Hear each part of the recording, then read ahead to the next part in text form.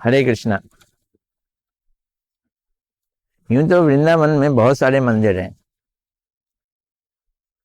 बल्कि ये तो मंदिरों का नगर ही है। घर घर में मंदिर है। कोई कहता है 5,000 मंदिर हैं, लेकिन प्राचीन मंदिर गिने गिने हैं। और आज हम आपको बहुत ही प्राचीन और महत्ता वाले, महिमा वाले मंदिर के दर्शन के लिए ले जा रहे हैं। गुरुदेव इसकी बड़ी सुंदर सुंदर बातें बतलाते हैं। या यूं कि हम गौड़िया के ये अभीष्ट मंदिरों में से एक श्री गोविंद देव जी का मंदिर, हम लोग रोज प्रार्थना करते हैं। इस मंदिर में गोविंद देव जी की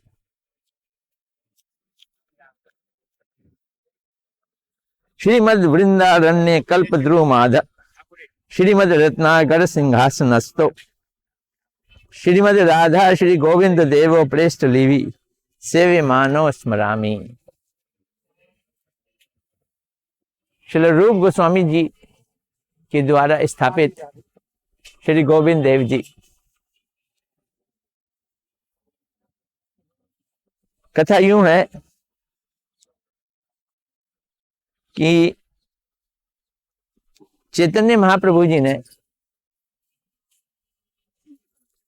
श्री रूप गोस्वामी जी को, श्री सनातन गोस्वामी जी को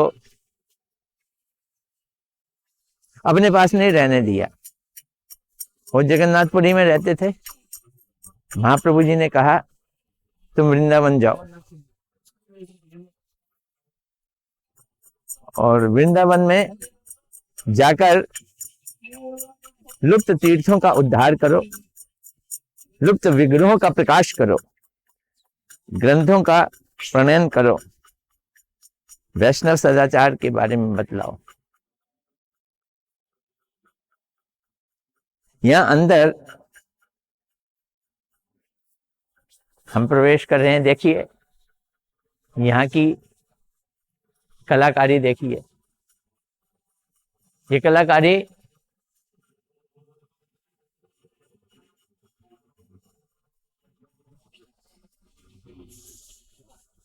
राजा मान सिंह ने इस मंदिर को बनवाया, उसकी है। पर चलो इससे पहले खुद श्री गोविंद देव जी कैसे प्रकट हुए, ये देखने वाली बात है।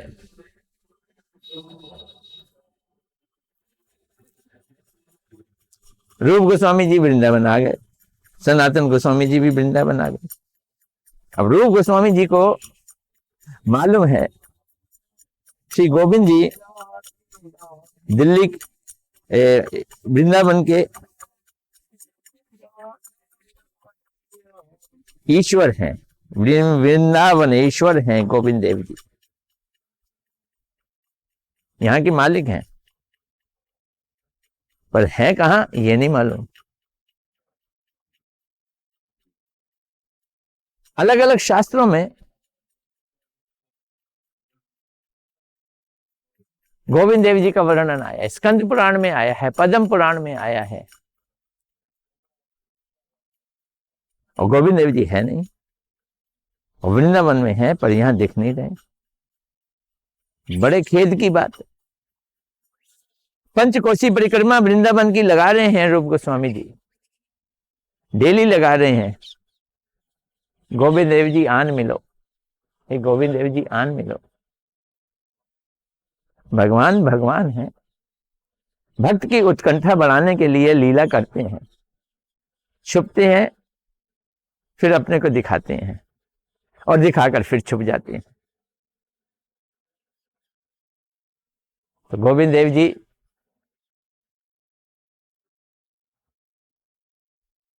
मिल नहीं रहे थे, तो रूप गोस्वामी जी एक पेड़ के नीचे बैठ के रोने लगे, विलाप करने लगे, हा गोविंद, हा गोविंद। इतने में एक बालक वो भी परिक्रमा लगा रहा था। बाबा क्यों रो रहे हो? बाबा तो डूबे हुए थे, गोविंद के बहाव में डूबे हुए थे, कुछ बोले नहीं। उसने बार बार पूछा, बड़ी मधुर आवाज, बड़ी करुणामयी आवाज। तो बोलते हैं यहाँ गोविंद देव जी हैं, कहीं छुपे हुए हैं, मैं उन्हें ढूंढ रहा हूं। अच्छा आप मेरे साथ चलो, बालक ने कहा, मेरे साथ चलो,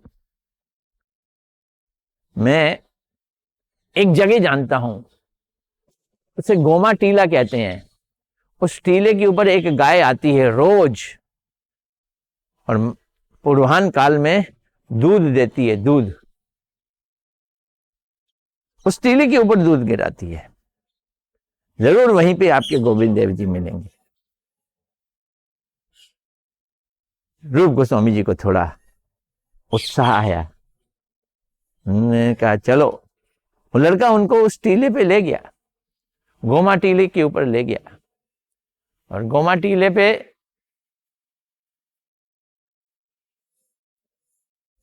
देखकर उन्होंने वहां के लोगों को बुलाया और खुदाई करवाई। थोड़ी सी खुदाई कराई तो वाह, करोड़ों करोड़ों कामदेव को भी मोहित करने वाले, उनके मत को मथने वाले सर्व आकर्षक गोविंद देव जी वहां पे विराजमान थे।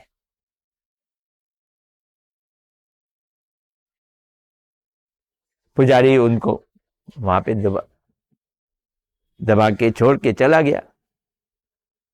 मुसलमानों का हमले का डर था।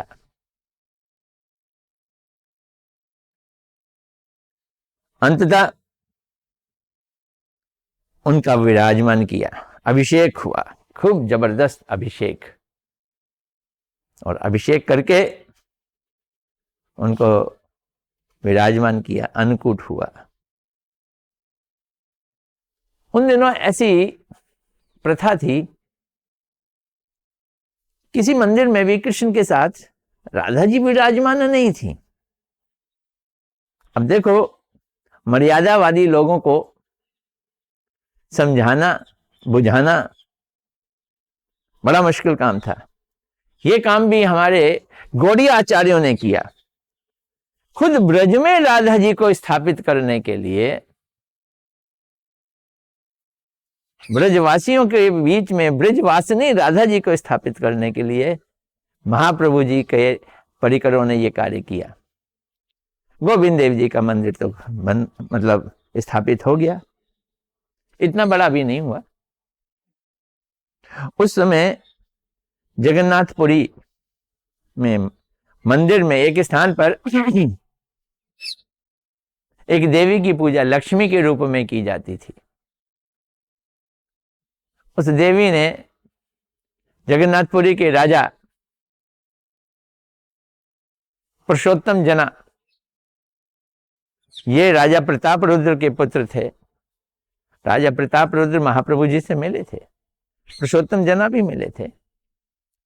उनको स्वप्न दिया कि देखो, मैं लक्ष्मी नहीं हूं, मैं राधा रानी हूं, और मैं गोविंद देव जी की इंतजार कर रही थी कि कब गोविंद देव जी प्रकट हों।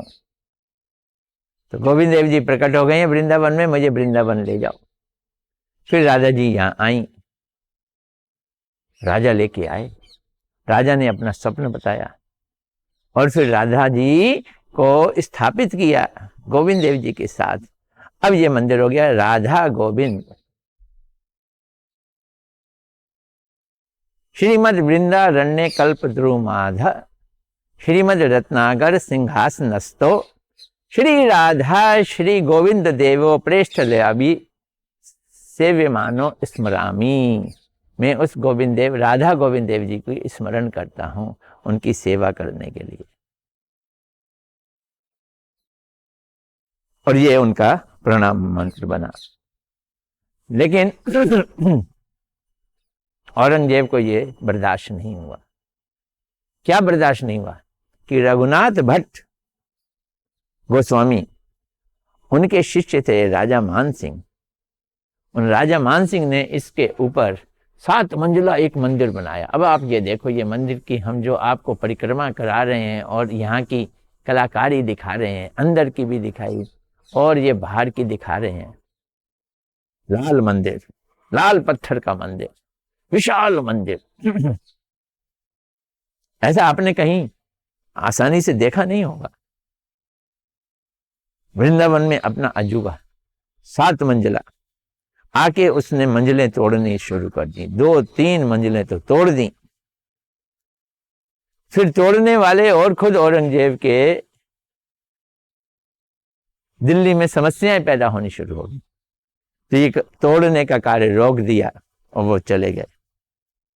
अब हमला तो हुआ, तो इसलिए राजा मान सिंह यहाँ के मुख्य मुख्य जितने भी विग्रह थे उनको लेकर जयपुर चले गए। गोविंद देव जी को, मदन मोहन जी को, गोपीनाथ जी को, राधा विनोदी जी को, जो भी यहाँ के राधा दामोदर जी को, जो मुख्य मुख्य विग्रह थे उनको लेके जयपुर चले गए। तो इसलिए अब इस मंदिर में वो मूल राधा दामोदर जी तो नहीं है और राधा गोविंद देव जी तो नहीं है, लेकिन जो राधा गोविंद जी हैं वो राधा गोविंद जी जयपुर में स्थित है। अब वो जयपुर के राजा बन गए हैं।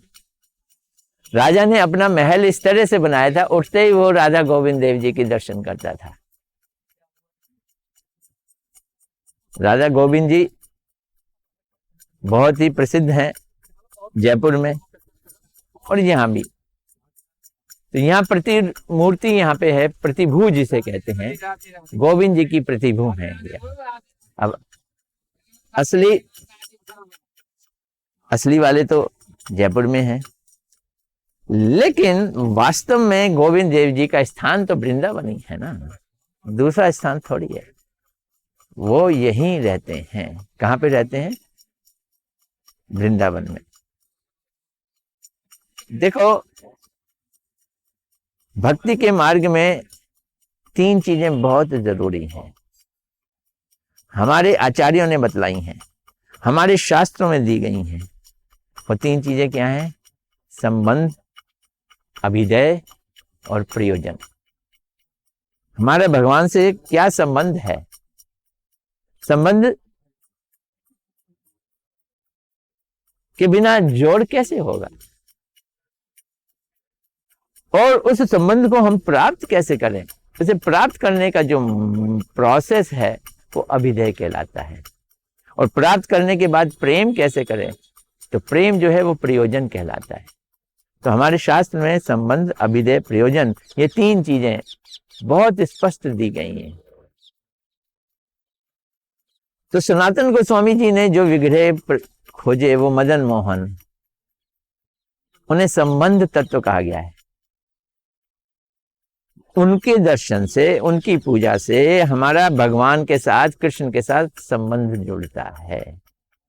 ये कार्य गुरुदेव और वैष्णव की कृपा से होता है, वैसे नहीं होगा। और गोविंद देव जी जो ये विग्रह हैं रूप गोस्वामी जी के, ये अभिदय तत्व के हैं, इसलिए इनकी महिमा है। क्योंकि हमने समझ लिया कृष्ण भगवान है, अब उन्हें पाना कैसे है? मूल चीज तो वही है, वो है भक्ति। अभिदय क्या है? भक्ति। योग से नहीं मिलेंगे, ज्ञान से नहीं मिलेंगे, ध्यान से नहीं मिलेंगे, यज्ञ से नहीं मिलेंगे, दान से भी नहीं मिलेंगे, तप से भी नहीं मिलेंगे, मिलेंगे तो भक्ति से मिलेंगे। भक्ति क्या है? भक्ति कैसे मिले? ये अभिदय का मतलब है प्रोसेस। वो कैसे मिलता है? वो गोविंद देव जी की कृपा से मिलता है, यानी रूप गोस्वामी जी की कृपा से मिलता है। रूप गोस्वामी जी ने अनेकों ग्रंथ लिखे हैं, भक्ति रस अमृत सिंधु वगैरह।